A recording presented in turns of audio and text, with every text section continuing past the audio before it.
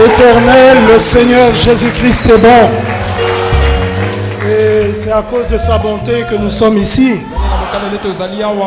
Si tu ne crois pas qu'il est bon, il y a quelque chose qui ne va pas avec toi. Même si tu n'es pas un chrétien, le simple fait que tu vives, c'est la preuve de sa bonté. Et il est bon envers nous. Que Dieu vous bénisse abondamment. Alors nous voulons vraiment vous demander pardon pour le retard. C'est déjà le temps du prédicateur, mais il fallait que je présente un frère qui doit mettre sa vie en ordre avec l'église.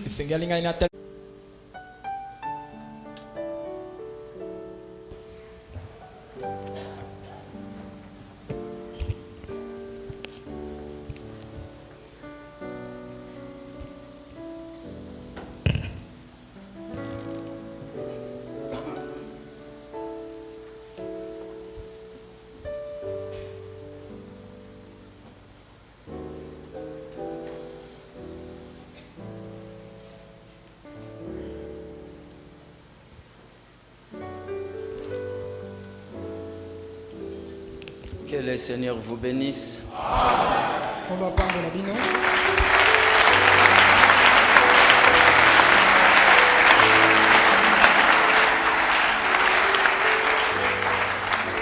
Bonsoir Madame Jésus. Je crois que nous sommes tous dans la joie d'être encore ici ce soir dans la maison du Seigneur. Je remercie sincèrement notre berger pour cette confiance qu'il m'a fait pour que je puisse vous apporter la parole. Et que Dieu bénisse aussi le pasteur Charmant, car c'est lui qui a la conduite de l'église. Nous devions aussi prier pour lui et prier aussi pour moi. Est-ce qu'on peut dire Amen? Et j'avais oublié de transmettre les salutations du pasteur Malumbi.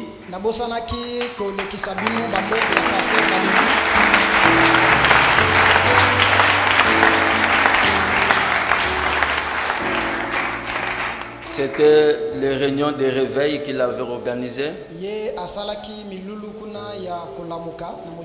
Quand j'ai terminé de prêcher chez le pasteur Alban, et le pasteur Malumbi avait souhaité que nous puissions intervenir aussi là-bas.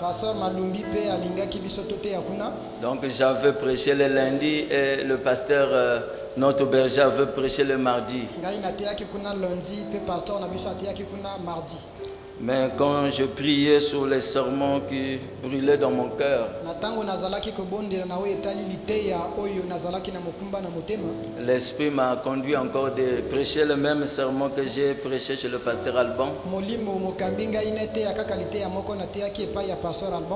Et j'aimerais simplement demander à tout lecteur du message, si vous n'avez pas un stylo, ça sera difficile pour toi. Parce que je ne suis pas un prédicateur. Je ne suis qu'un répétiteur. Donc je ne ferai pas de déclaration. Je vais simplement lire le prophète. Et ce n'est pas aussi un sermon difficile. Amen. Comme mon style, j'ai observé la météo. Il n'y a pas de zone de turbulence. Donc vous pouvez détacher votre ceinture et soyez à l'aise. Et nous sommes tellement reconnaissants envers Dieu de la façon que Dieu a utilisé notre berger ici.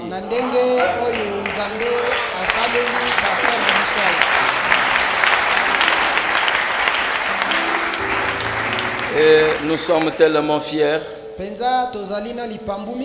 d'être derrière un tel don. Alors sans plus tarder, en réalité sincèrement même d'une année, mais comme je dois aller me reposer moi aussi,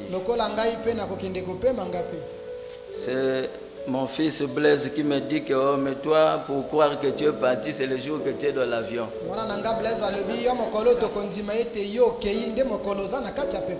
Et mon secrétaire a dit aux frères de Paris qui m'attendent,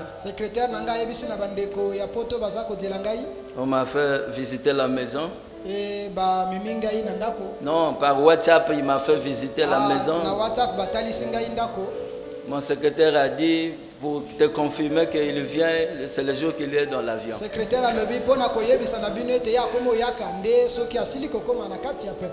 Un serviteur de Dieu conduit par Dieu. Je disais à mon épouse, moi je suis heureux quand je sers Dieu. Ce n'est pas l'Amérique qui est ma joie. Ce n'est pas aussi le Congo qui est ma joie. Mais ma joie c'est quand je sers le Seigneur. Donc vous n'êtes pas venu écouter un grand prédicateur, mais un répétiteur simplement.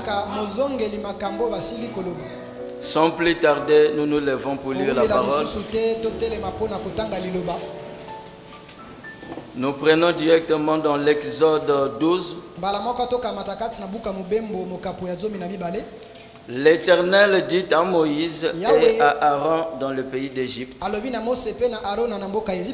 ce mois-ci sera pour vous le premier des mois. Il sera pour vous le premier des mois de l'année. Parlez à toute l'assemblée d'Israël et dites, le 10e jour de ce mois, on prendra un agneau pour chaque famille, un agneau pour chaque maison. Si la maison est trop peu nombreuse pour un agneau, on le prendra avec son plus proche voisin, selon le nombre de personnes. Vous compterez pour cet agneau d'après ce que chacun peut manger. Ce sera un agneau sans défaut, mâle, âgé d'un an. Vous pourrez prendre un agneau ou un chevreau. Vous les garderez jusqu'au 14e jour de ce mois. Et toute l'assemblée d'Israël l'immolera entre les deux soirs. Je prends ici le verset 14. Vous conserverez les souvenirs de ce jour. Et vous les célébrerez par une fête en l'honneur de l'Éternel. Vous les célébrerez comme une loi perpétuelle pour vos descendants. Pendant 7 jours, vous mangerez des pains sans levain. Dès le premier jour, il n'y aura plus de levain dans vos maisons. Car toute personne qui mangera du pain levé, du premier jour au 7e jour, sera retranché d'Israël. Le premier jour, vous aurez une sainte convocation. Et le 7e jour, vous aurez une sainte convocation. On ne fera aucun travail ce jour-là. Vous pourrez seulement préparer la nourriture de chaque personne. Dieu Tout-Puissant, merveilleux tendre Père Céleste, mon souci ce n'est pas d'emballer les gens, mais c'est de faire comprendre ces sermons, cette petite leçon que nous allons étudier ensemble. Viens encore me oindre, Seigneur. Parle encore à ton peuple. Au nom du Seigneur Jésus-Christ. Amen. Au moment que vous êtes assis, je peux ajouter simplement des écritures et je vais annoncer mon sermon. Nous prenons dans Romains 8 et le verset 11. Et si l'esprit de celui qui a ressuscité Jésus d'entre les morts habite en vous, celui qui a ressuscité Christ d'entre les morts rendra aussi la vie à vos corps mortels.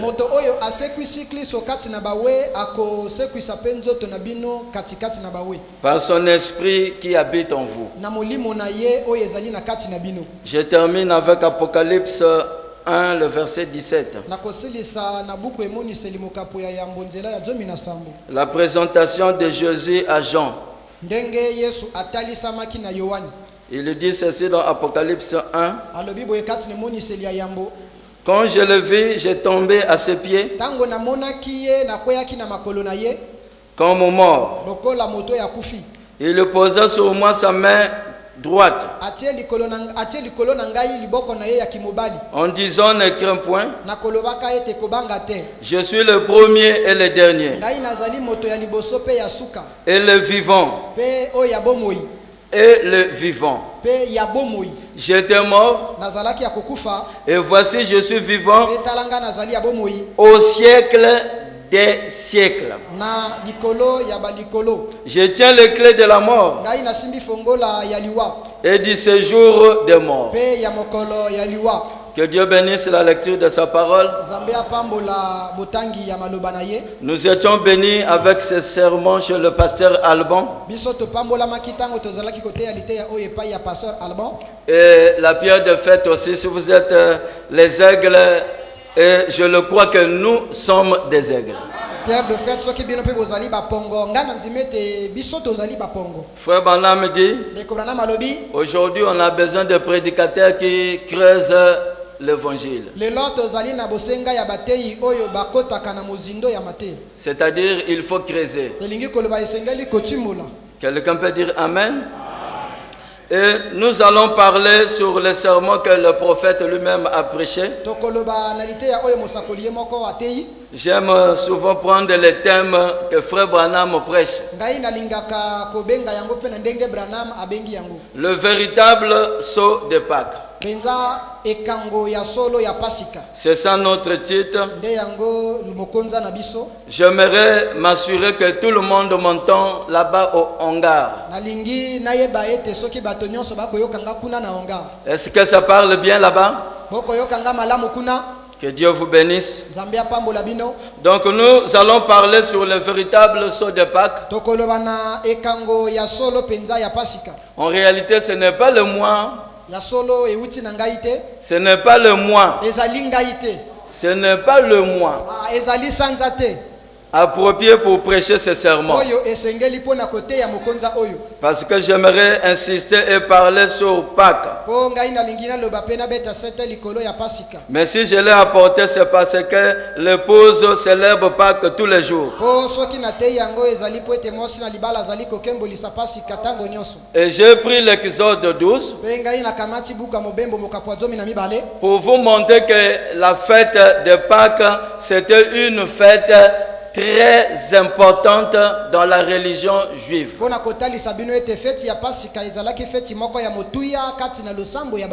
Elle commémore la sortie d'Égypte, la naissance d'Israël en tant que peuple et plus généralement elle est la fête de la liberté.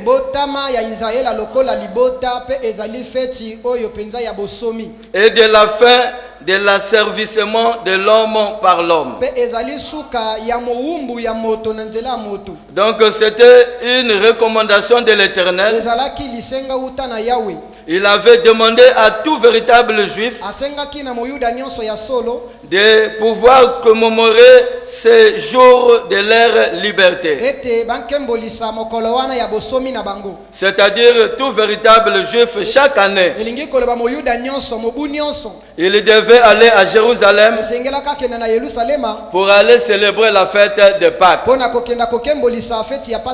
Et cette fête, en réalité, c'est la fête juive. Ça ne nous concerne pas. Mais pourquoi aujourd'hui cela nous concerne? Parce que pour les chrétiens, Pâques, c'est la mort et la résurrection de Jésus. Vous allez voir que pour la première fois que Dieu a institué cette célébration de Pâques, c'est là-bas dans Exode 12.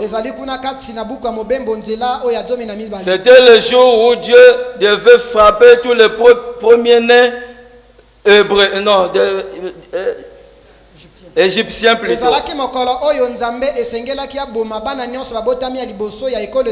Et Dieu a demandé à Moïse de parler aux enfants d'Israël que le 10e jour de ce mois, et Pâques était ordonné aux enfants hébreux le premier mois de l'année.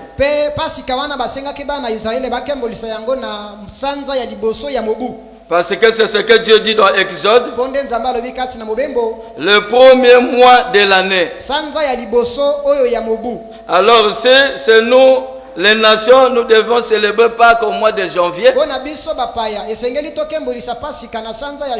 Mais ce n'était pas une fête recommandée à nous, les nations. Pour les Juifs, le premier mois, c'est le mois de Nissan. C'est-à-dire plus précisément le mois d'avril. Donc, selon le calendrier romain, Pâques devrait être célébré à partir du 14 avril. Parce que l'agneau devait être pris le 10 avril. Donc le 10 avril, chaque véritable juif, toute famille juive devait prélever un agneau. Et c'était une ordonnance venant de l'Éternel. Et il a donné cela à Moïse. Et Moïse a dit à toute famille d'Israël, c'est-à-dire le 10e jour du premier mois de l'année, vous devez prendre un agneau. Pas n'importe quel agneau, mais ça devait être un agneau mâle et pas aussi un agneau vieux, mais un agneau jeune d'un an. Et on devait le garder pendant 4 jours. Quelqu'un peut dire Amen. Donc vous prenez l'agneau, vous ne devez pas l'immoler le même jour. Vous devez le garder pendant 4 jours. Et dans ces 4 jours, vous devez examiner l'agneau pas à pas. Donc chaque jour, on devait vérifier l'agneau pour s'assurer que l'agneau n'était pas malade. Pour s'assurer que l'agneau ne présentait aucun défaut. Parce que ce n'était qu'un agneau qui n'avait pas de défaut, qui devait être immolé. Et lorsque le 4e jour arrivait, d'où le 14e jour, si on jugeait que l'agneau était digne, ne présentait aucun défaut corporel, et que l'agneau répondait aux exigences de Jéhovah, alors on devait l'immoler.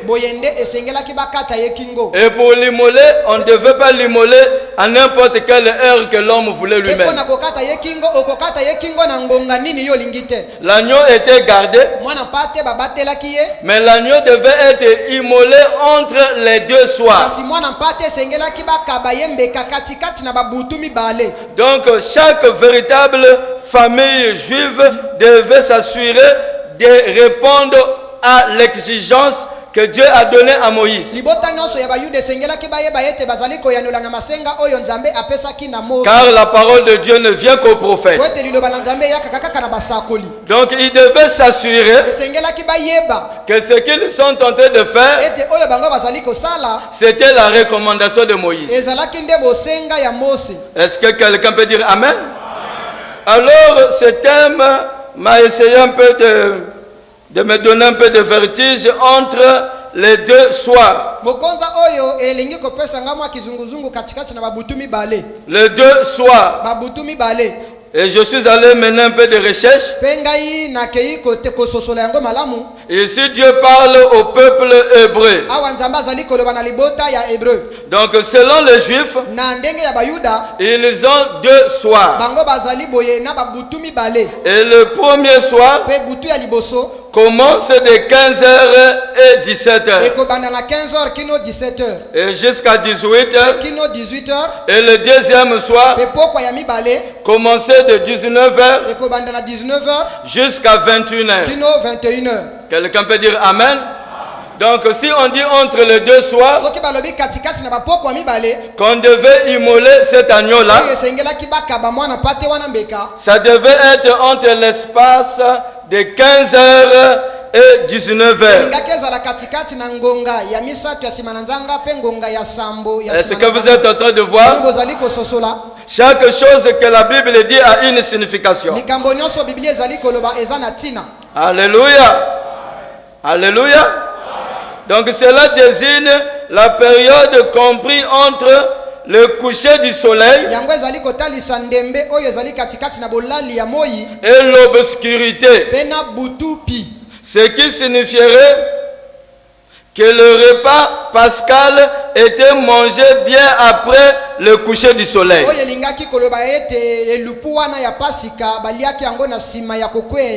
Parce que lorsque vous allez immoler l'agneau entre les deux soirs, vous devez préparer cet agneau. Ce n'est pas en coupant l'agneau en morceaux, mais en rôti. Donc l'agneau était en entier. Vous allez l'immoler et vous allez le faire un rôti. Et ça devait prendre beaucoup de temps. Quelqu'un peut dire Amen? Voilà pourquoi Pâques était mangé la nuit. Mais l'agneau n'était pas immolé la nuit. Alléluia. L'agneau était immolé entre les deux soirs. Et vous allez remarquer que le soir, ce sont les étoiles qui prennent les relais. Et Frère Branham dit, tout ce que Dieu faisait dans l'ancienne alliance, ce n'était que des types de choses à venir. Si vous ne comprenez pas tous ces types-là, lorsque je vais rentrer dans la réalité, vous serez perdu. Dans la prédication israélienne, à la mer Rouge, deuxième partie. Il a prêché cela le 27 mars 1953. Et le soir qu'il a prêché cela. Au paragraphe 61. Remarquez maintenant le chapitre 12 au verset 1. L'Éternel dit à Moïse et à Aaron: dans le pays d'Égypte, ce mois-ci sera pour vous le premier de mois. Il sera pour vous le premier de mois de l'année. Parlez à toute l'assemblée d'Israël et dites: le 10e jour de ce mois, on prendra un agneau pour chaque famille, un agneau pour chaque maison. Si la maison est trop nombreuse pour un agneau, on le prendra avec son plus proche voisin. Selon le nombre de personnes, vous compterez pour cet agneau d'après ce que chacun peut manger individuellement.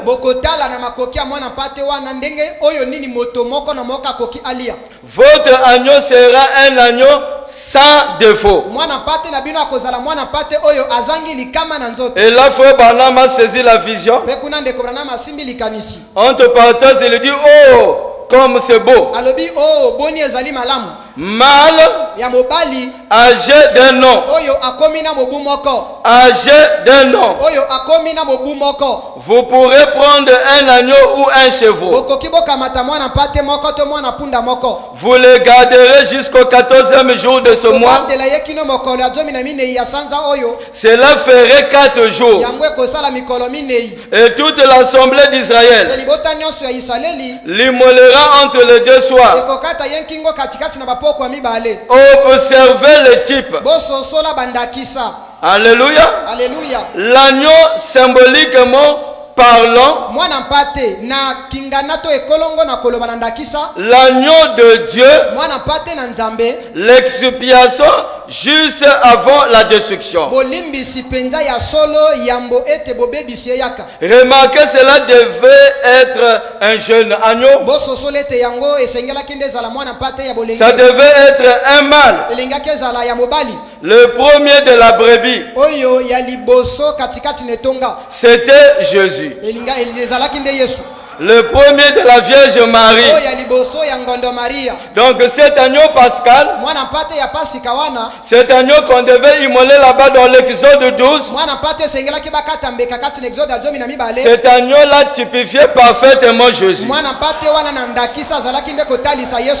Il devait être sans défaut. Il devait être gardé et mis à l'épreuve pour voir oh, combien cela le représente parfaitement. Il était le parfait. Et chaque ennemi devait témoigner qu'il l'était. Même Pilate dit: je ne trouve en lui aucun crime. Apportez-moi de l'eau. Je veux m'en débarrasser de son sang. Or, quand on immolait l'agneau, tu devais appliquer le sang sur toi. Mais Pilate a fait le contraire. Il a dit: je veux m'en débarrasser de son sang. Et lorsqu'on mangeait cet agneau, l'agneau était mangé dans la maison où le sang était placé sur les linteaux. C'est-à-dire à la vue de tout le monde. Ce n'était pas en bas. Alléluia. Alléluia. Ce n'était pas en bas, mais à la vue de tout le monde. Tout homme devait voir le sang. Et c'était l'exigence de Jéhovah Dieu. Et tout homme, peu importe qui il était, Juif, Moyuda, alléluia, alléluia, Égyptien, étranger ou qui qu'il soit, si la maison n'avait pas le sang, c'était l'unique exigence. Dieu ne regardait pas autre chose que le sang. Dieu ne regardait pas le comportement de ces gens qui étaient dans cette maison. Mais Dieu avait dit à l'ombre de la mort, à l'ange de la mort, chaque maison là où il y aura le sang. Alléluia. Alléluia. Jéhovah n'avait pas dit chaque maison où les gens vont à l'église. Quelqu'un peut dire Amen. La parole devait être appliquée pas à pas. Quelqu'un peut dire Amen. Dans la prédication, le signe de Dallas, il a prêché le 8 mars 1964 après-midi. Au paragraphe 14, l'agneau immolé d'Israël était l'exigence de Dieu.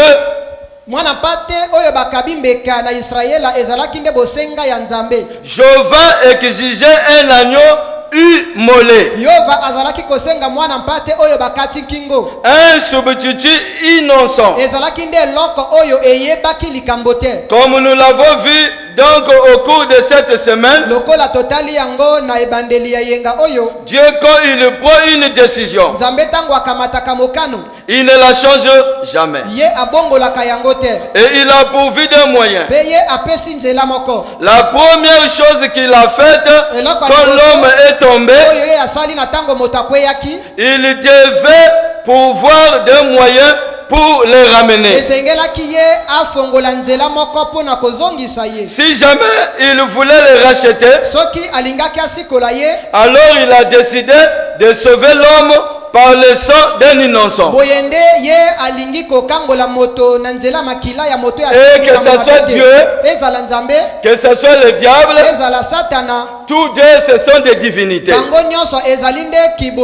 Et ils aiment le sang. Quelqu'un peut dire Amen. Mais Dieu n'agréera pas un autre sang en dehors du sang de Jésus-Christ. Alléluia. Alléluia. C'est que les féticheurs font. Oh, amener un poulet. Alléluia. Alléluia. Amener un cabri. Oh, pour égorger, afin que nous puissions racheter ta place à toi qui es malade. Ça, ce n'est que l'imitation. Dieu n'est plus dans ces animaux. Parce que le véritable sacrifice, le véritable agneau, c'était Jésus lui-même. Alléluia. Alléluia. Et Dieu ne t'agréera pas en dehors de ce sacrifice. Quelqu'un peut dire Amen. Et depuis, il a toujours fait la même chose. Il n'a jamais changé ça. Dieu ne rencontrera donc aucun adorateur nulle part ailleurs que sur le sang. C'est son seul lieu. Vous devez rencontrer Dieu sur le sang. Et lorsque l'homme Adam était tombé, Dieu, pour couvrir la nudité d'Adam, qu'est-ce qu'il a fait? Il a tué un agneau. Et il a pris la peau ensanglantée. Et il a habillé Adam et Ève. Quelqu'un peut dire Amen. Dieu n'aime pas cette peau sèche. C'était une peau qui saignait. Et ça saignait, le sang tombait. Lorsque Adam sortait dans le jardin d'Éden, derrière lui, il laissait les traces ensanglantées de sang. Et pour retourner vers Dieu, il doit aussi retourner sur les empreintes du sang. Voici la maison. Et pour l'adorateur, quelle était l'exigence? Immoler un agneau le 14e jour après qu'il aurait été gardé. Un mâle sans défaut. Je suis au paragraphe 17. Tout Israël l'immolera et avec de l'hysope on prendrait le sang et on le mettrait sur le linteau de la porte. Pourquoi Dieu n'avait pas demandé la fleur rose? La fleur rose était mieux. Quelqu'un peut dire amen? Mais Dieu demande l'hysope. Or l'hysope c'est l'herbe vulgaire qu'on trouve partout. Et frère Branham dit l'hysope symbolise la foi. Donc en appliquant le sang, tu dois appliquer cela par la foi. Et c'est une foi ordinaire. La foi c'est quelque chose d'ordinaire. Billy, lève-toi. Lève-toi. Tu peux t'asseoir. Pourquoi tu t'es levé? Est-ce que tu as fait des efforts? Tu crois que tu vas te lever? Et c'est naturel dans l'homme. Frère Branham dit la foi doit devenir naturelle. Quelqu'un peut dire amen? Donc avec de l'hysope, ce n'est pas une foi qui demande la concentration. De position, de jeûne, bien que cela soit bien, mais Dieu a demandé de l'hysope, une foi ordinaire. Vous imposerez les mains aux malades et les malades seront guéris. Je ne suis pas là pour me justifier. J'impose les mains et je crois que tu es guéri. Quelqu'un peut dire amen? Alors revenons maintenant avec notre véritable agneau. Parce que ça ce n'était que des types. Mais ne perdez pas de vue que cette fête a été célébrée pour la première fois en Afrique. C'est en Afrique qu'on avait mangé la fête de Pâques. Alléluia. Alléluia. Parce que l'Afrique sera toujours au centre de l'histoire. Et je vais monter. Vous allez comprendre pourquoi j'ai signalé cela. Et même quand Dieu a rencontré Moïse,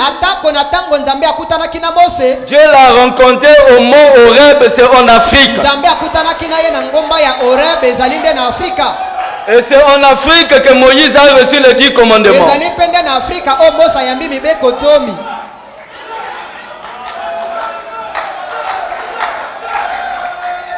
Adam a vécu en Afrique. Et l'histoire aussi doit terminer en Afrique. Parce que l'Afrique est le berceau de l'humanité. Je suis heureux d'être un Africain. Je ne suis pas complexé. Quelqu'un peut dire amen? Amen. Alors regardez ce mystère. Ici, En Israël, on immolait les agneaux chaque année.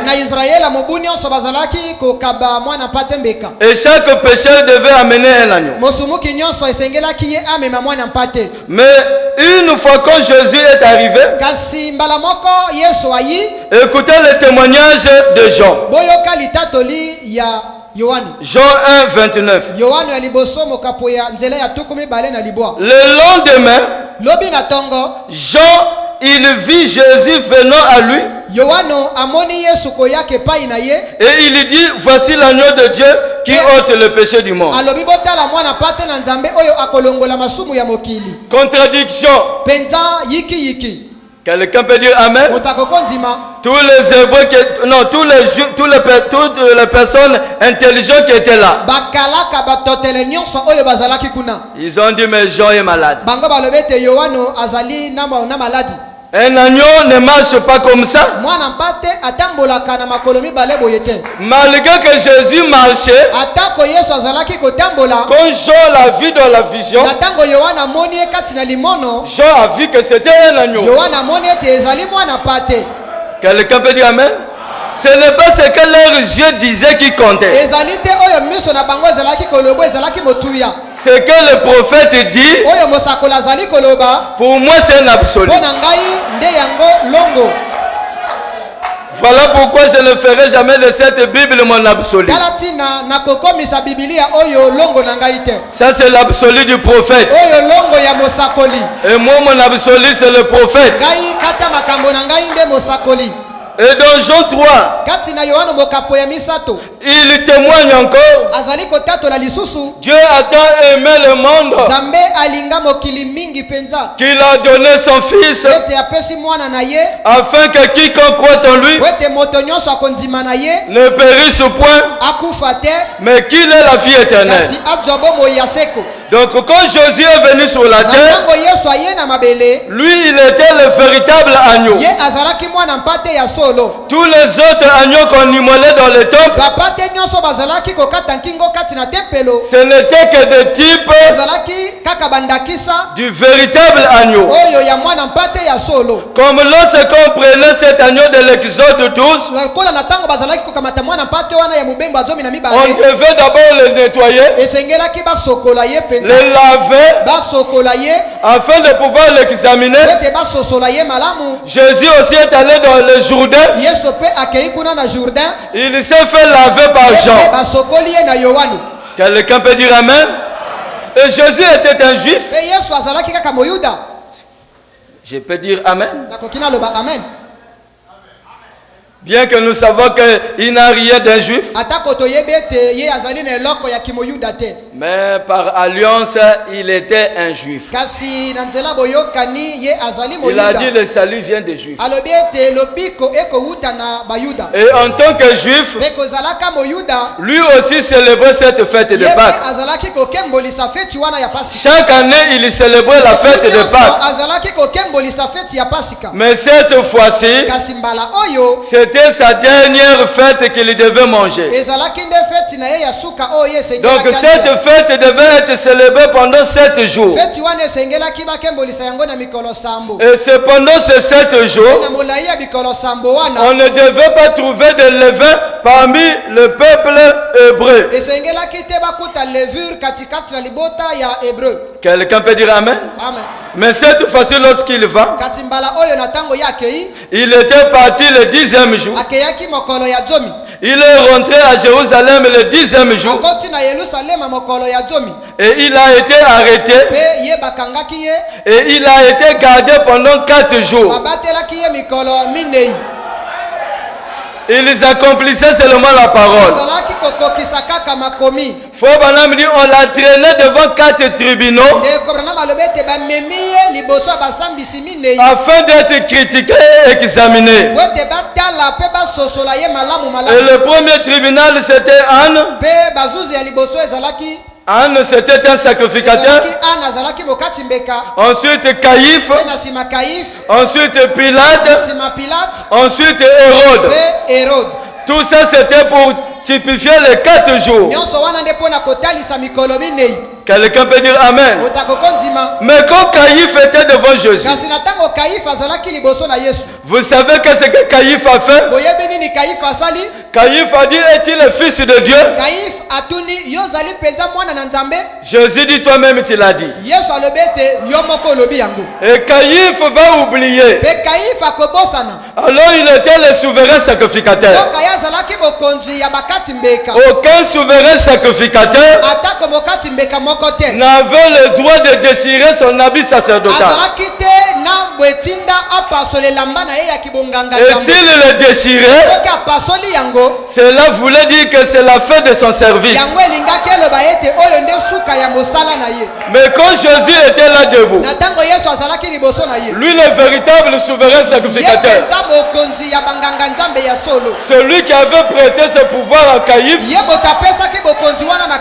et Caïphe a pris son vêtement, il a dit, écoute Israël, l'Éternel ton Dieu est l'unique, tu n'auras pas d'autre Dieu. Il déchira son habit. C'était pour dire que sa sacerdoce était terminée. Jésus le véritable sacrificateur devait rentrer en action. Quelqu'un peut dire Amen. Alors Caïphe a dit, envoyez-les chez Pilate. Pilate va fouiller avec le livre de droit, avec tous les juges, pour voir s'il y a un défaut dans l'agneau. Et Pilate aussi a vu Jésus. Il a demandé tous les livres de droit. Il a posé des questions. Il a posé des questions. Il a posé des questions. Il dit mais je ne trouve en lui aucun défaut. Je ne trouve en lui aucun défaut. Il dit, voici l'homme. J'ai vu des gens marcher sur la terre, mais pour la première fois, voici l'homme qui n'a aucun défaut. Quelqu'un peut dire Amen. Alors Pilate et Hérode, les deux ne s'entendaient pas. Ils se sont réconciliés. Ils ont formé l'écuménique. Nous devions crucifier la parole de Jésus. Nous devions devenir des amis. Et ensuite ils ont prophétisé. Comme il n'a pas de défaut, il doit être immolé. C'est lui l'agneau parfait.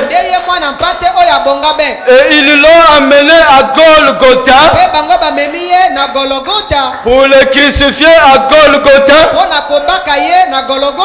Quelqu'un peut dire Amen. Sur une montagne à Golgotha, là-bas à Jérusalem, c'est là qu'il le crucifiait. Et quand on l'a crucifié là-bas à Golgotha, Frère Branham me dit, Jésus était le second Adam. Jésus n'était pas mort à cause de tes péchés à toi.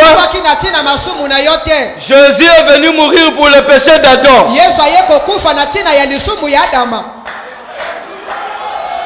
C'est Adam qui avait péché, ce n'était pas toi. Quelqu'un peut dire Amen. Donc il devait poursuivre Adam pas à pas. Frère Branham me dit, comme la chute était rentrée à 15 heures,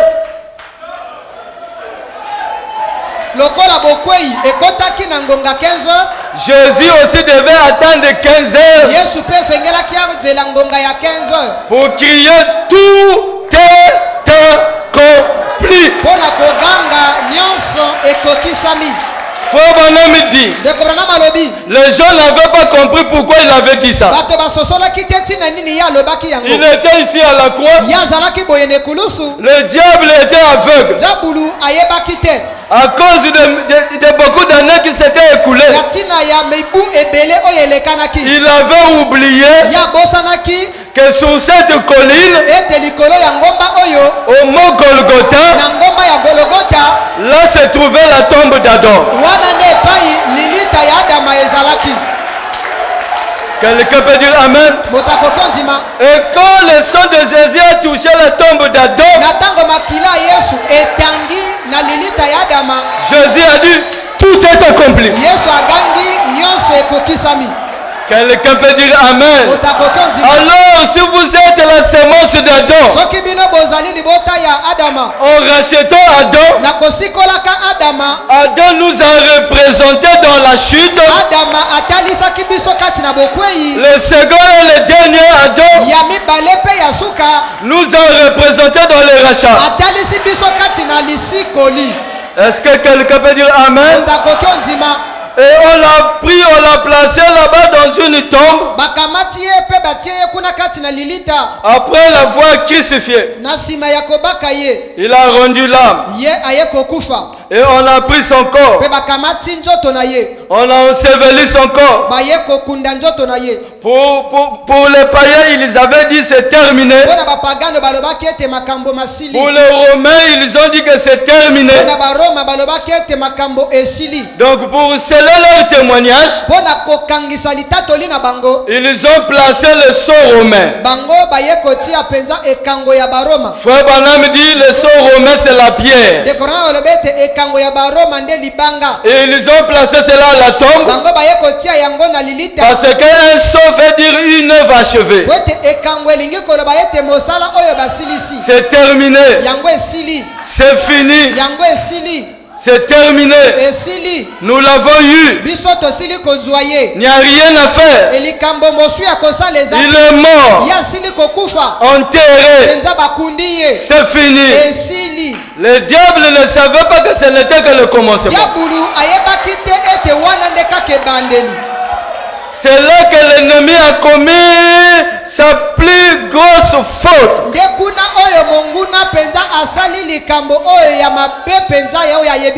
Mais le troisième jour, je commence maintenant à rentrer dans mon sujet. Nous allons prendre dans la prédication le véritable sceau de Pâques. Le véritable sceau de Pâques qu'il a pressé le 2 avril 1961. Christ mourut au calvaire.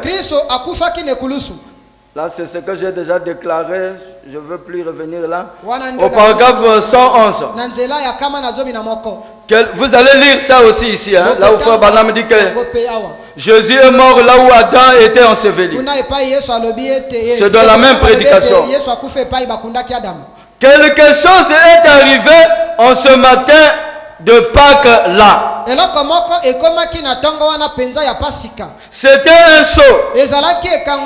Un sceau de satisfaction. Quand ils l'ont pris et qu'ils l'ont mis dans la tombe et qu'ils ont mis un sceau romain dessus, mais quand cette heure-là a sonné, quand cette heure-là est venue, il est resté là un bout de temps. C'est vrai.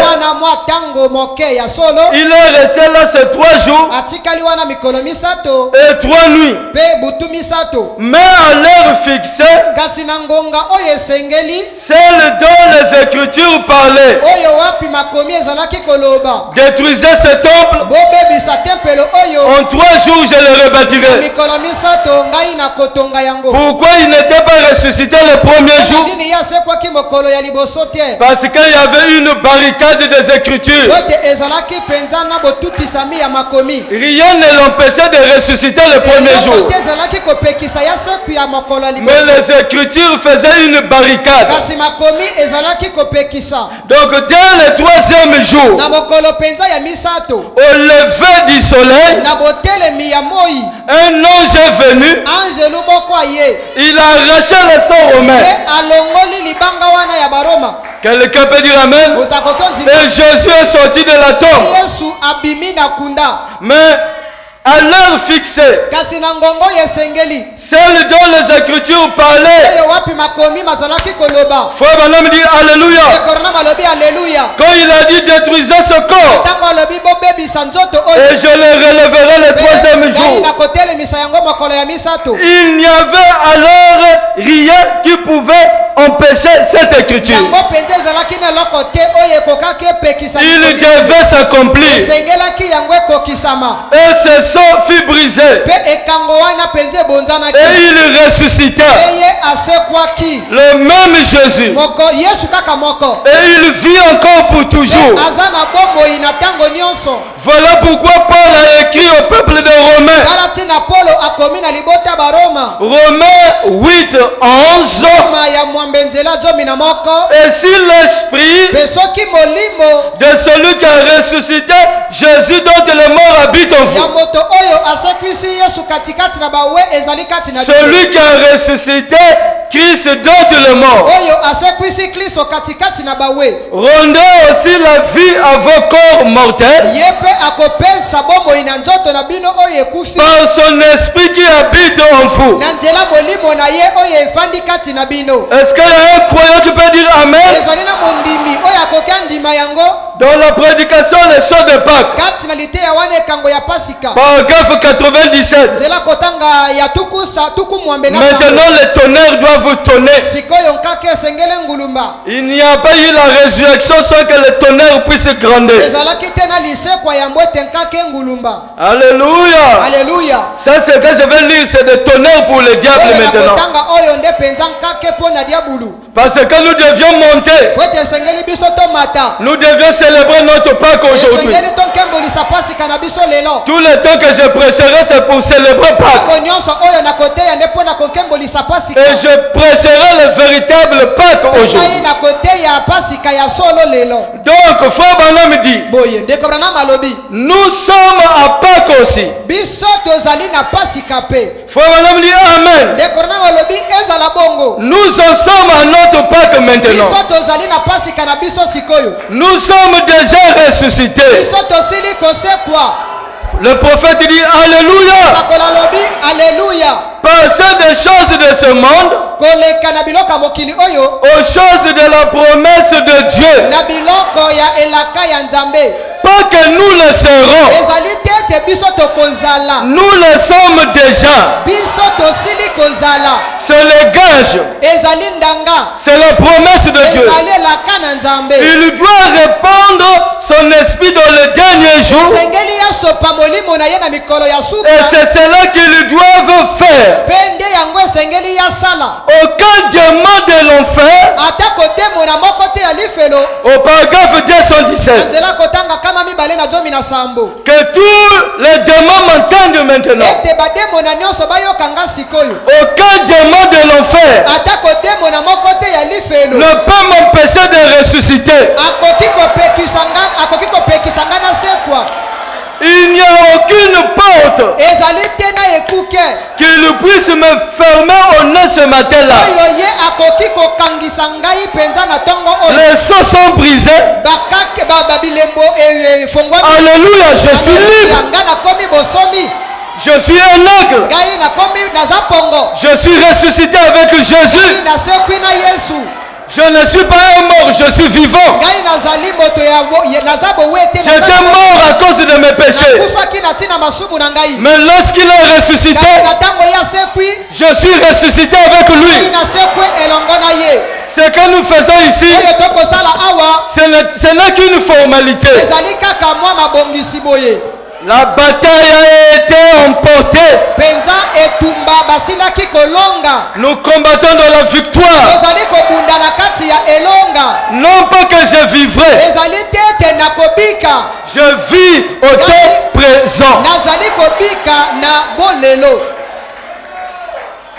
Je suis ressuscité d'entre les morts à une nouvelle vie de Jésus-Christ.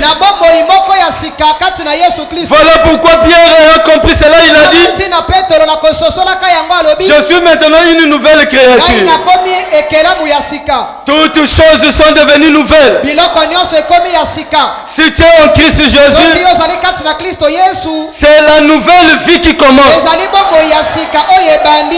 La vie doit commencer aujourd'hui. Quelqu'un peut dire Amen. Je suis ressuscité d'entre les morts à une nouvelle vie de Jésus-Christ. Non seulement moi, mais chaque femme, chaque homme, chaque garçon, chaque fille qui se trouve ici et qui a été rempli de cet esprit de Dieu, il a une nouvelle création en Christ. Et vous êtes un aigle. Quelqu'un peut dire Amen. Je ne crois pas à cette vieille vie. Si tu crois que tu es ressuscité et tu mènes la même vie, c'est la preuve que tu n'es pas ressuscité.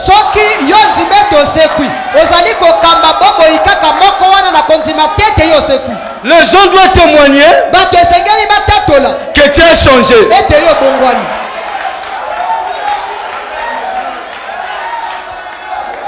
Je ne crois pas aux femmes de nuit, aux maris de nuit pour une nouvelle créature. Et les liens de famille aussi doivent prendre fin. Pâques, c'est Christ qui ressuscite en vous. Écoutez. Est-ce que vous êtes prêts? Tu peux dire à ton frère que tu es ressuscité. Pas que c'est la bonne nouvelle. Pas que c'est la victoire pour les croyants.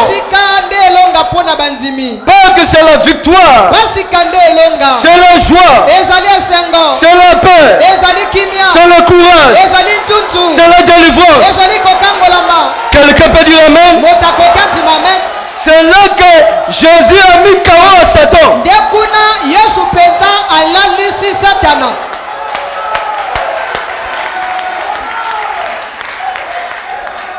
Le christianisme contre l'idolâtrie.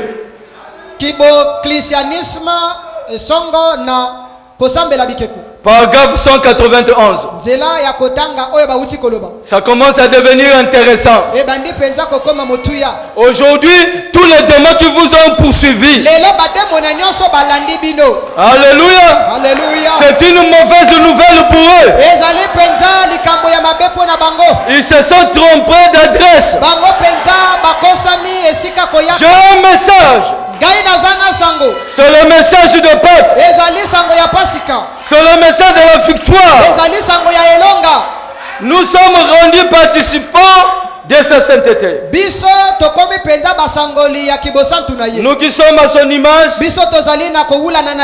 nous sommes des images vivantes du Dieu vivant. Nous sommes donc morts à nous-mêmes, ressuscités avec lui. Maintenant, écoutez ceci. Sa parole est de nouveau faite chair en nous. Frère Neville. Oh, pasteur charmant. Écoutez. Qui est-ce? Pas un Dieu mythique. Et imaginez, assis là-bas, mais le Dieu vivant. Comprenons-nous, frères. Nous allons demander, frère Branham, que veut dire Dieu vivant.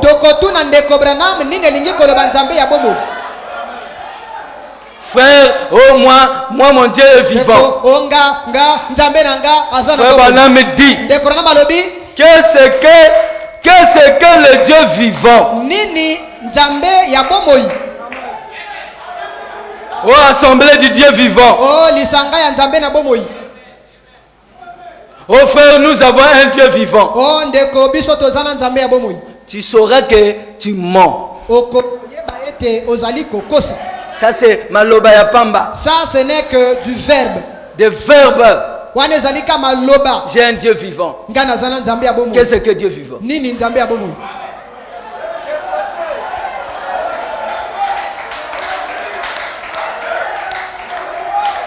Il est vivant. Je le crois. Mais frère Branham va nous dire qu'est-ce qu'un Dieu vivant. Le contraire, c'est l'idolâtrie.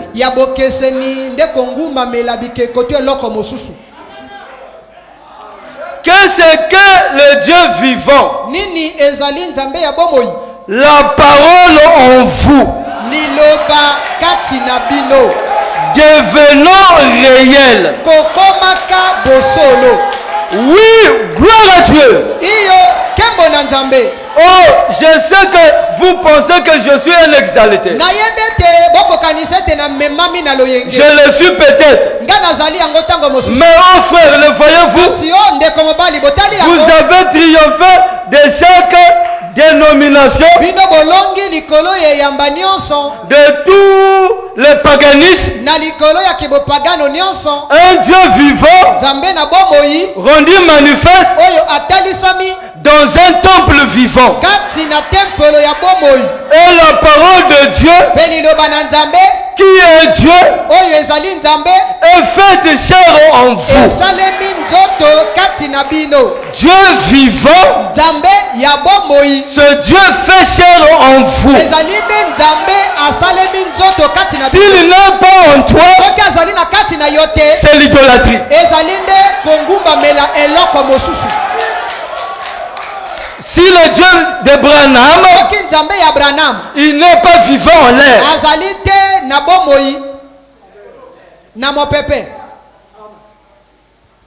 Frère Branham dit il doit être vivant en vous.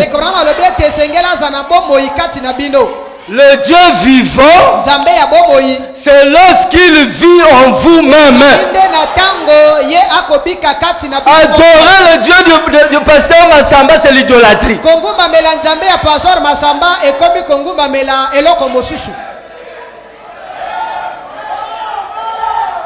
Adorer le Dieu de Branham, c'est l'idolâtrie.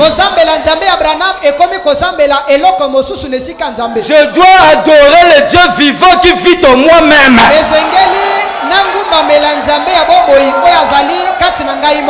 Il n'a pas ressuscité en l'air. Il n'est pas seulement vivant dans ce bâtiment.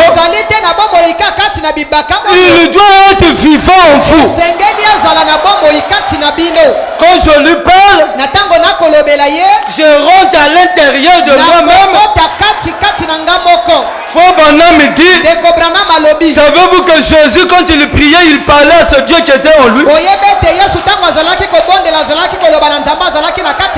un véritable croyant a un Dieu vivant qui vit en lui. Et s'il ne vit pas en toi,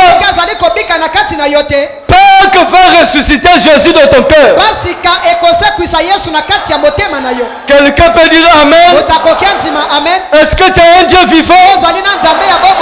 Et si tu as un Dieu vivant, Alléluia. Alléluia. Jésus-Christ a dit, je monte vers mon Père et votre Père, vers mon Dieu et votre Dieu.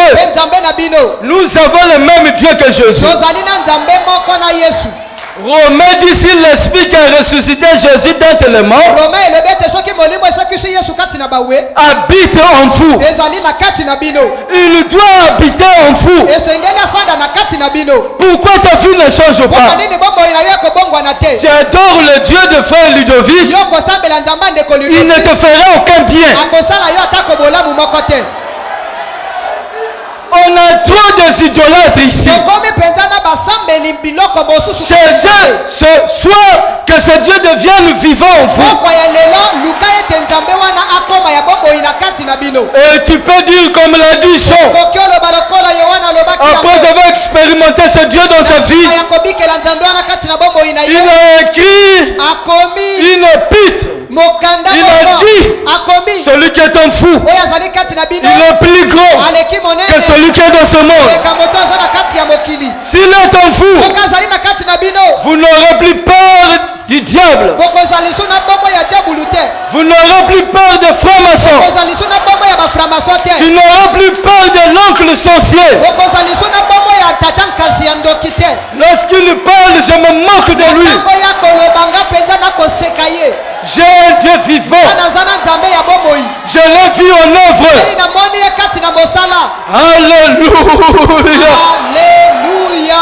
Aimez-vous voir le Dieu vivant? Il doit ressusciter en vous.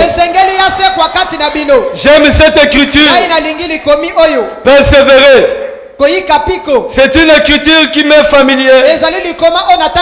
J'aime cela de tout mon cœur. Persévérer. Pression 64. 0503. Paragraphe 13. Je finis à 30. Je ne tire pas là. À 30 et je finis. Or, nous croyons que la Bible est la parole infaillible de Dieu. Nous croyons qu'elle est l'entière révélation de Jésus-Christ, qui se révèle dans l'Ancien Testament par les prophètes. Dieu qui se faisait connaître à travers son Fils, Jésus-Christ, et en lui la plénitude de la divinité habitait corporellement. Il a été crucifié pour nos péchés. Il est mort. Il a été enterré. Il est ressuscité le troisième jour. Il est monté au ciel. Et il est de retour ici sous la forme du Saint-Esprit. Dieu qui habite, autrefois Dieu au-dessus de nous, en Christ, Dieu avec nous, maintenant Dieu en nous. C'est Dieu qui retourne dans l'homme. Il ne retourne pas dans l'église. Dieu, c'est Dieu qui retourne dans l'homme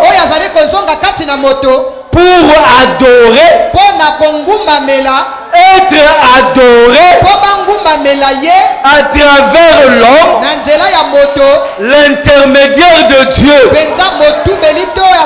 Aujourd'hui, Dieu veut être adoré à travers l'homme. Et ce n'est pas que je veux adorer ton Dieu à toi. J'adore ce Dieu qui est en moi-même. Je ne mélange pas. Alléluia. Alléluia. Alléluia. Dieu n'est pas un Dieu de groupe.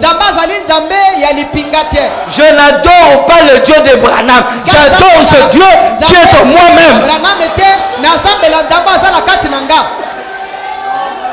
Le Dieu là doit quitter la Bible, doit quitter les brochures, doit quitter les bandes pour s'incarner en moi. C'est ça, frère. Je dois le porter partout. La science a témoigné cela. Alléluia. Alléluia. Dans les temps anciens, il n'y avait que des téléphones fixes.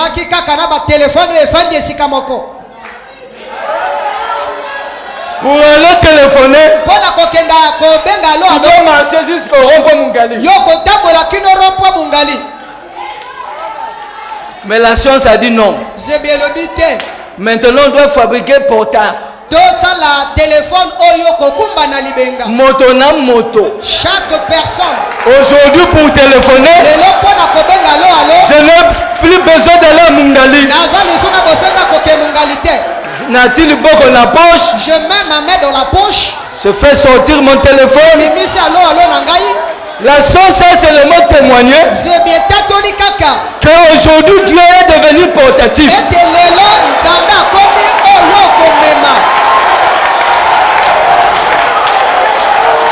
Partout là où je marche, je le porte avec moi. Et quand je marche avec ce Dieu, vous saurez la victoire partout. Quelqu'un peut dire amen. Oh, Pierre de fête. Portez ce Dieu partout. Portez ce Dieu au travail. Portez ce Dieu au marché. Même si la science dit que c'est impossible, tout est possible dans celui qui croit. Est-ce que vous croyez cela? Dis Dieu de retour au moi. Jésus est ressuscité en moi. Alléluia. Est-ce qu'on peut acclamer Jésus? Croyez-vous qu'il est vivant ici? Quand je dors avec lui. Ce soir, je me moque de Satan. Alléluia. Et je peux le dire encore. Il est le même hier, aujourd'hui, éternellement. Ce n'est pas un slogan politique. C'est une réalité.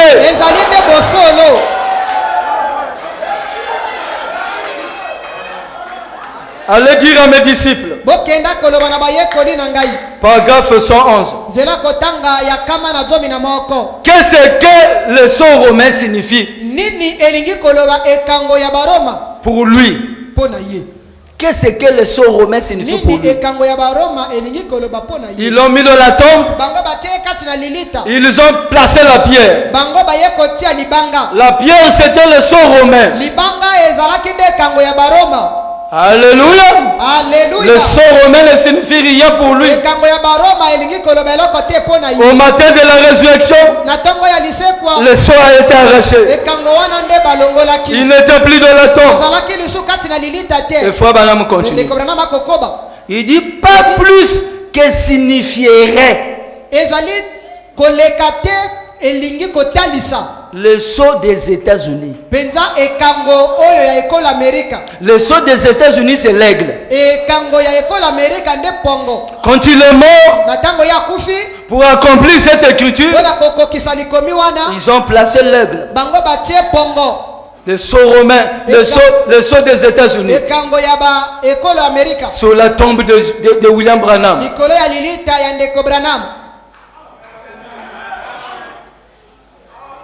Qu'est-ce que signifie ce sceau? Ils ont placé le sceau romain à la tombe de Jésus.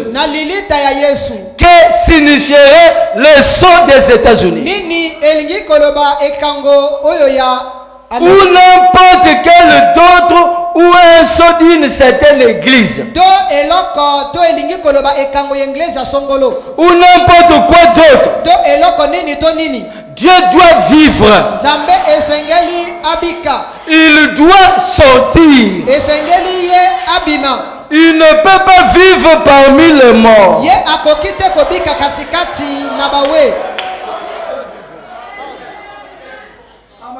Dans la prédication, il y a ici plus que Salomon. Paragraphe 4.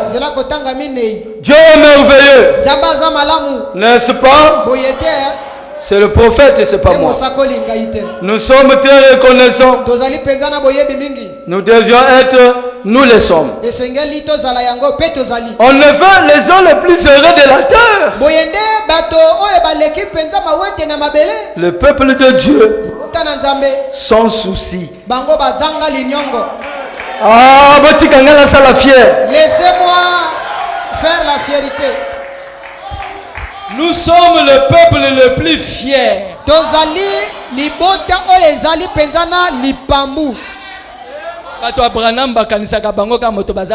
Les gens de Branham croient qu'il n'y a que eux qui ont Dieu. Donc Dieu est à Vatican, à Rome. Il faut avoir aussi le billet pour aller là-bas. Il te faut aux billet pour que portatif. Mon Dieu est devenu portatif.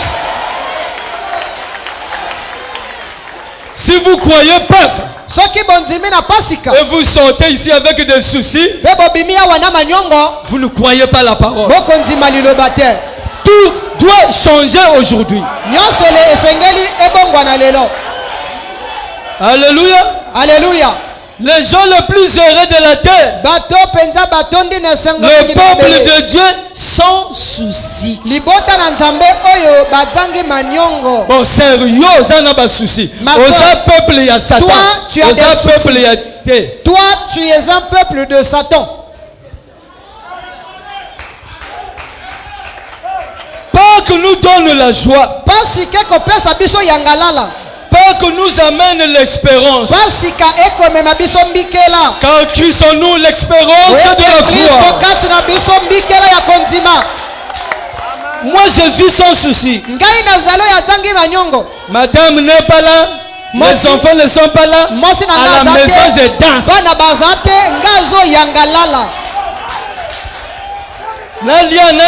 Je suis dans la joie. Que je mange, que je ne mange pas.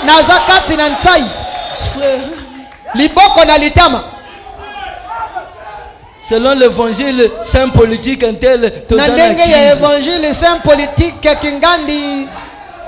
crise.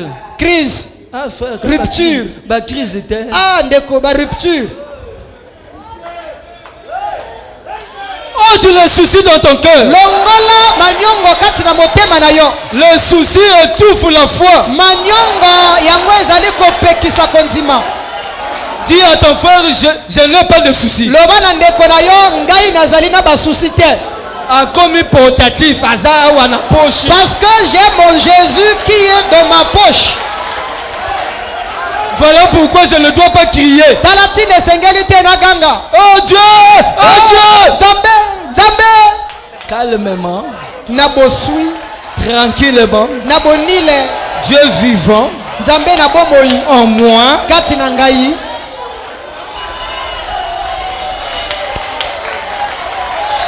Sans souci. Dans ce sens que nous n'avons pas peur de la mort. Vous savez, Christ a conquis toutes choses. Même la mort, même la peur de la mort. Paul a compris cela. Il dit, oh mort, où est ton aiguillon? Oh tombe, où est ta victoire? Mais grâce soit rendue à Dieu qui nous a donné la victoire pour notre Seigneur Jésus-Christ. Combien nous l'aimons pour cela? Pourquoi nous ne sommes pas une dénomination? Je termine. Oh mort, où est ton aiguillon? Paragraphe 272. Oh mort, où est ton aiguillon? Oh mort, où est ta victoire? Il se peut que vous monteriez l'un de ces jours. Je ne sais pas. Mes frères, je ne serai pas mort. C'est pas moi. Je vous l'assure. Absolument pas.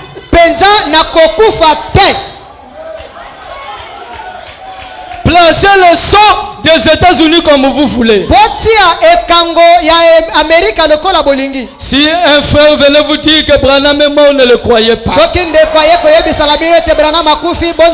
Non pas que toi aussi tu ne peux pas mourir.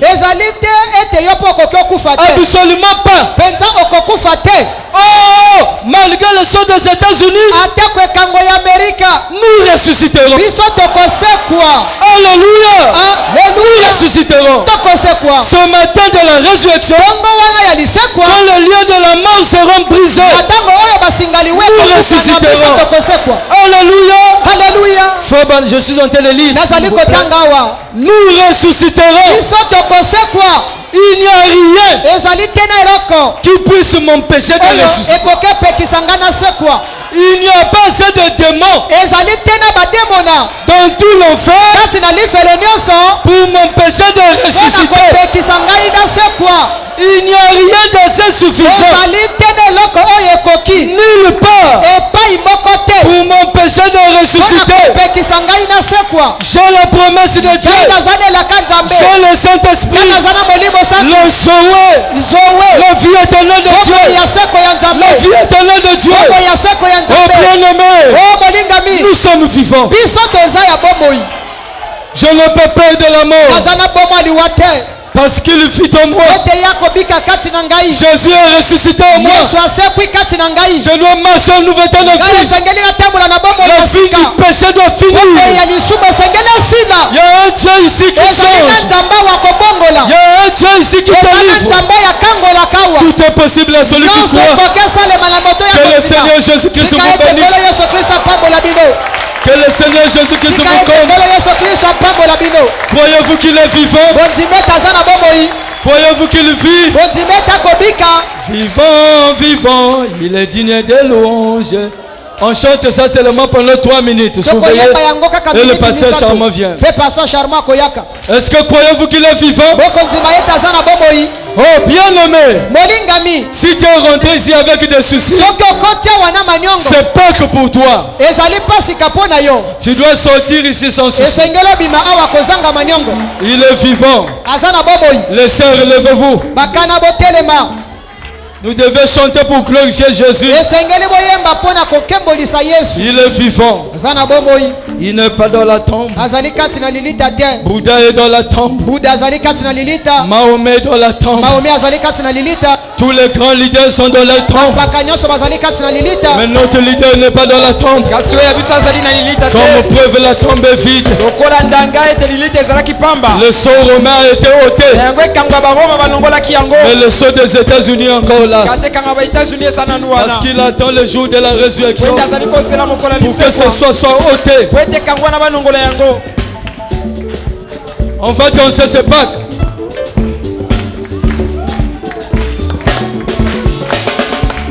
Vivant, vivant, il est digne de louange. Vivant, vivant, il est digne de louange. Vivant, il est digne de louange. Vivant, vivant, il est digne de louange. Jésus-Christ qui a vaincu Satan, il est digne de louange. Jésus-Christ qui a vaincu Satan, il est digne de louange. Vivant, vivant, il est digne de louange. Jésus-Christ qui a vaincu Satan, il est digne de louange.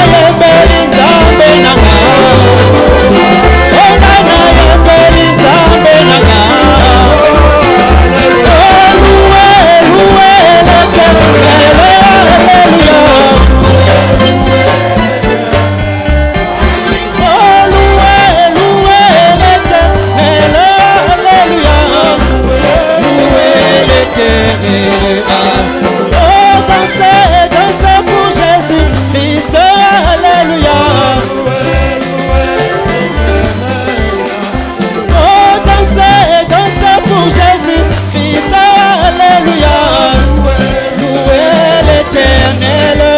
Alléluia, oh, alléluia. Oh, alléluia. Ongana yembeli nzambe nanga.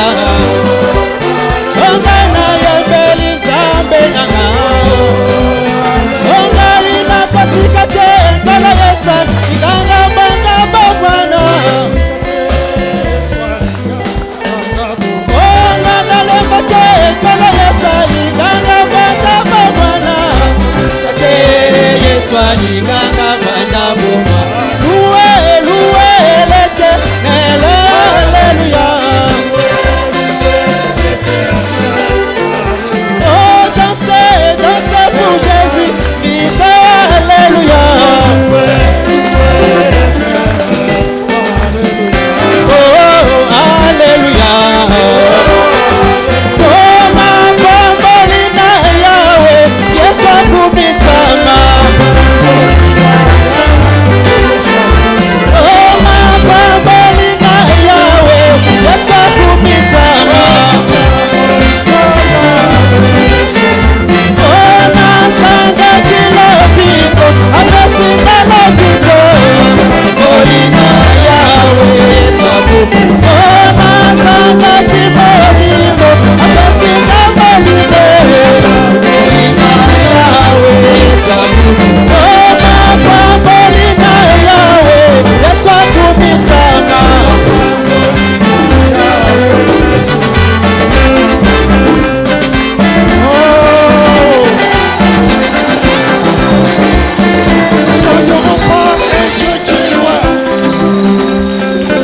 Nous n'adorons pas un Dieu qui est loin. Mais nous devons adorer le Dieu vivant en moi. Est-ce que tu crois ça? Si tu ne l'as pas encore reçu, reçois-le ce soir. Que chacun parle à Dieu. Parle au Dieu qui vit en toi. Tu n'as même pas besoin de crier. Pourquoi crier? Parle. S'il est en toi, même tes pensées, il voit, il écoute. Il exauce les requêtes, les prières sincères. Parle-lui maintenant. Que chacun dise quelque chose au Seigneur. Après un tel message qui nous donne la foi, qui nous donne le courage, les soucis doivent prendre fin. Parle-lui maintenant. Que chacun parle à Dieu alors qu'il est ici. Adore-le, loue-le. Il est réel. Il est merveilleux. Que chacun dise quelque chose au Seigneur. Oh, merci Père. Merci Seigneur pour ton amour.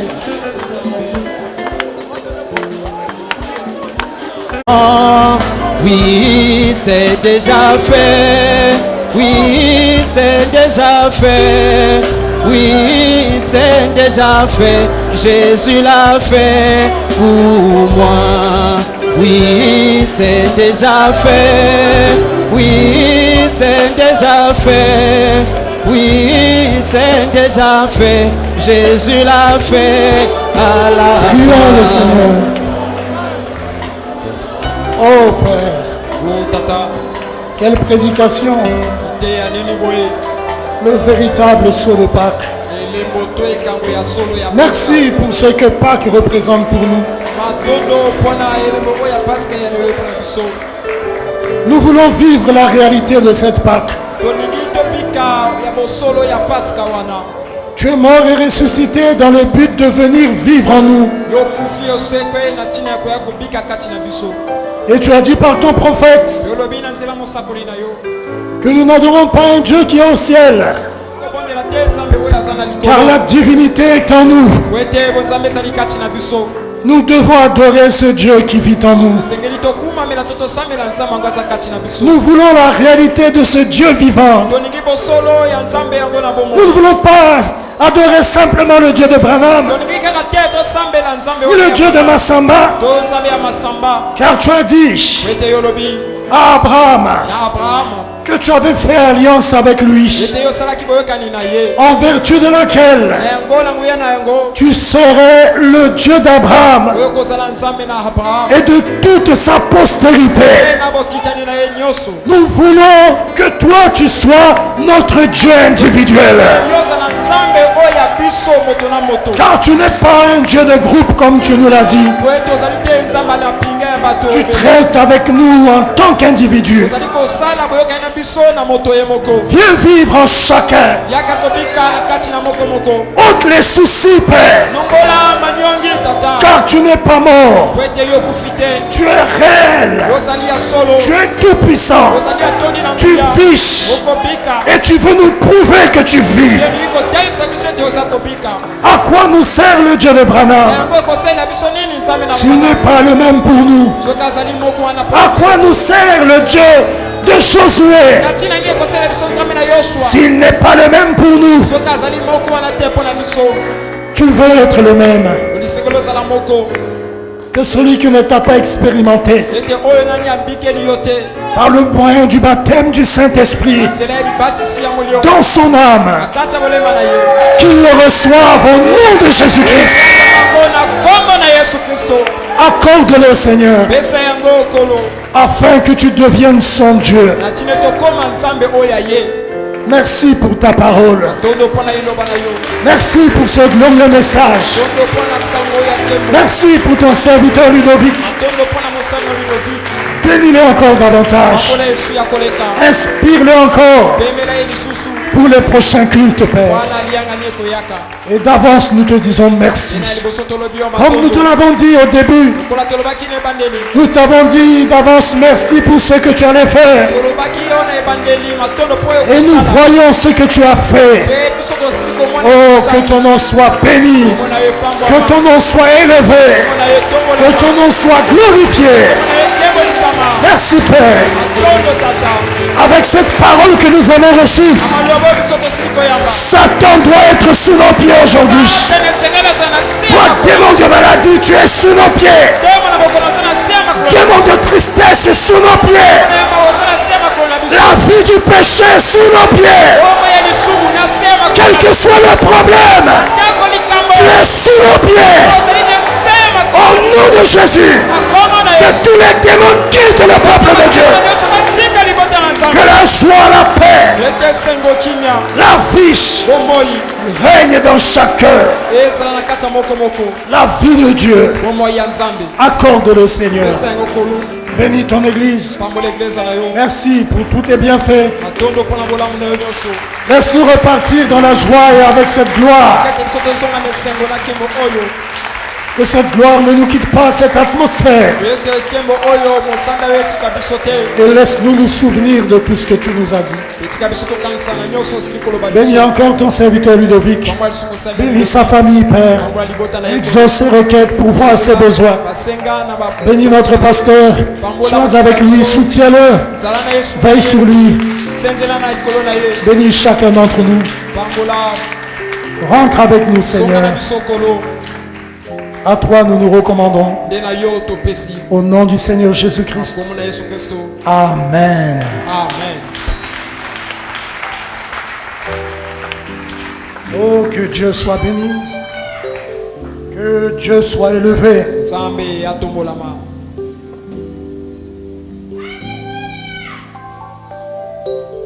Nous attendons de voir s'il y a un message.